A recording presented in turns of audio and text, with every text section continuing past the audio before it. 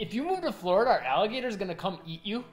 Probably. In this video, we're gonna talk about the truth about alligators in Florida. And we're getting started right now. So, do alligators only hang out by their ponds or body of water, or do they come out? Well, actually, they typically stay to the water. So that's one thing right off the bat to get out of the way. Like, there's, a lot of people I think are worried before they come to Florida. There's gonna be alligators walking around everywhere or in my backyard. And that is a possibility. We're not saying that never happens, but for the most part, they stay in the water or maybe right on the bank of the water. So that gives you a pretty good idea right from the get-go of where you should keep your eyes peeled and if you are worried. And we'll talk more later about how worried you should really be. Yeah, and we actually have an alligator. We've had two at the same time, actually, on the pond behind our house, and they typically tend to stay in the water or by the bank, and they hear us coming outside and they'll just go back in the water. Like, you'll hear this huge splash of them going back in the water. Not to say that they couldn't come and, attack you for whatever reason, but for the most part, they'll just go back in the water, or they'll just like sit there. We actually have a video that maybe we'll insert here of a big alligator that we saw in one of the communities, and he was just like chilling. He was a big boy. Yeah. And that's the one thing I do wonder. So like I'll mow the lawn right next to the water bank, and I'll try to keep at least 10 feet distance between me and him, so at least I can try to run away if I need to, or like turn the lawnmower to like chop his head off. but I'm just saying, like, you gotta be prepared. You gotta have a strategy. That's animal abuse. Yeah. Some people well, if he attacks me, that's self-defense. But point being, I'll get that close to him, and I haven't had any issues. That's with the old alligator we have. Now we have an even smaller one in our pond, but for a while there was the two in the pond, and the one was a little bigger. And I do wonder with the really, really big ones if they're going to be a little less intimidated, because typically if you do get close, like she said, to that gator, he'll go in the pond, the ones that we've had for the most part. And when I say small, they're like probably like this long, so they're probably like 4 to 6 feet long, so they're not like head to tail, the tip of the tail, so they're not babies by any means. But I'm apparently big enough to startle them to go into the pond. She's been close enough to where it'll startle them and they go into the pond. So I think a lot of them are just as scared of us as a lot of people are of them. Yeah. But just because you think the alligator might go back into the pond, it doesn't mean that you should let little kids or pets off their leash. Little kids off the leash. I mean, if you're in, you might have social services called on you if that's what you're doing. But I don't know, it's something to think about if you want to keep them from getting bit. If you want to keep your child alive, don't let them, go by the pond by themselves or be too close. In my opinion, little kids shouldn't be on their own and like in the backyard if it's not fenced in anyway. There should always be an adult kind of like keeping an eye on them and watching them. So you don't want them to just be running around by a pond and an alligator could be nearby, because they're just so little that maybe they wouldn't be as afraid of them. And to share a few stories, because we don't want this video to come across as like alligators are nothing to worry about whatsoever. Again, we have a pond behind us that's pretty much always got a gator in. Nothing has ever happened. We're really not all that concerned. We've shared stories in other videos. Here's a quick one now. People that have come to visit us, friends, family, some of them are kind of concerned about the gator before they come, and then it's like within a day, it's like, oh, there's the gator, that's cool, or oh, there's the gator, whatever. So people's perception, I think, changes very quickly after they've been around them. That being said, you do still have to be careful. Here's two other stories. Number one, in the Welland Park area, which is near, if you're watching this video, you're not familiar with their channel, kind of by Venice, Northport area, there was some people walking with their dog, and I believe it was a bigger dog, wasn't it? Yeah, like a bulldog or something. Okay, and gator came and attacked it. But it was not on its leash. The dog was running around, or walking, but it wasn't on the leash. And I don't believe the owners were with the dog when this happened. So it could have been that the dog ran, closer to the pond, the gator saw it, and unfortunately took it. Yeah, so that dog's no longer with us. Rest in peace.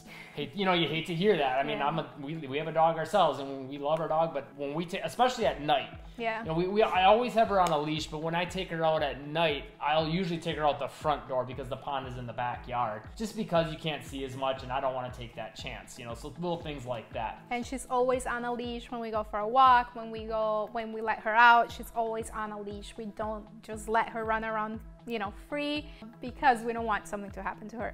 Yeah.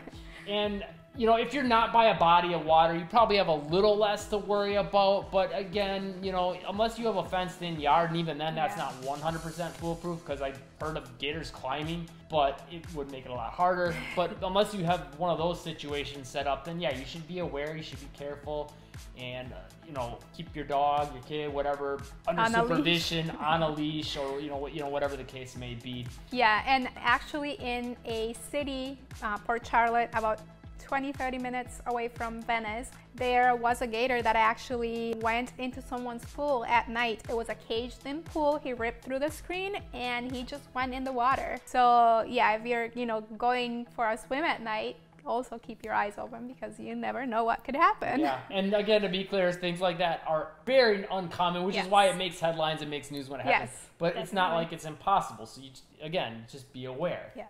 The other story I wanted to share, and this is, again, like circumstances, and context. So we have a river near us. There's two rivers, really, Peace River and Myakka River. And they're both known for having lots of prehistoric fossils, like megalodon shark teeth that are just huge, like the size of my hand, mastodon bones and things like that, all kinds of stuff. So a lot of these guys that are into trying to find those things and then sell them, or just enjoy the rush of finding those things, will go into these rivers. Now, they're very murky, muddy looking rivers. Think like a Florida swamp. And they go in there and they try to find these different fossils. But the thing about both of those rivers is they're also known for having a lot of alligators. So they're literally wearing scuba gear, going in these rivers, hunting for things. One channel, if you want to look it up, is called I Hunt Dead Things. And on his channel, he put a video of him helping another guy that has another channel find his GoPro that he lost. And the reason he lost that GoPro is because an alligator bit him. It must have been on his head, and it bit him. And you can literally see in the video on I Hunt Dead Things channel the stitches marks, and it's like, yeah, you can tell, like right here, you got like bit by a gator. Survived, but the point being, you go into the gator's turf, that's where you're starting to like think about getting into risk. So you don't want to go swimming in retention ponds. You don't want to go swimming in river. I mean, some people do, and I think they're nuts. Yeah, I wouldn't go in any river or any lake around the area. Ponds, you can't, I don't think you're even allowed to go and swim in them. But a river that's murky, like this guy went in, like, no thank you. Yeah. So, I mean, the one exception to that I would consider is, like, we have a lot of these different, like, crystal springs type things where it's like really clear water. It's basically set up for people to come go swim there. Things like that I think are a little more, I don't know if they do anything to keep the gators from getting out. You know, some of them I'm sure they don't, where it's like part of a, you know, state park or whatever. But like in Northport near us, there's the warm mineral springs. Like, they might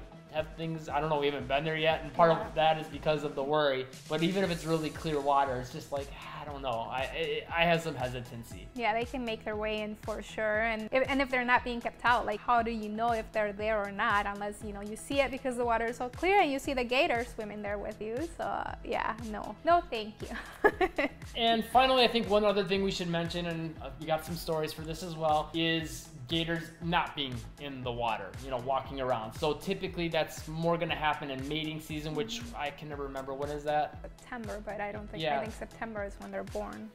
Yeah, I think September is when they're born. Well, anyways, there's a month, maybe you can Google it, because we can't do it right now in the middle of filming, but there is a certain month that is more like the mating season.